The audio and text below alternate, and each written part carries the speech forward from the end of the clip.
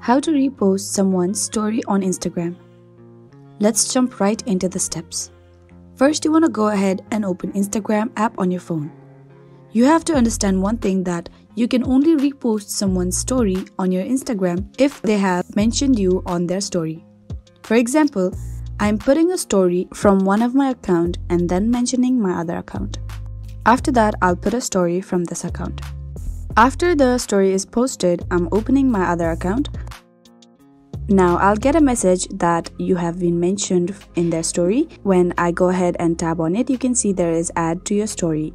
There is add to your story, tap on it, and when you tap on the post, it will seem as if it is the picture that you have clicked. So put this as your story, that is reposting the story, tap on your story that is on the bottom left corner, or you can put it to close friends. So that is how you can repost someone's story on Instagram. I really hope this video helped you out. Thank you so much for watching till the very end.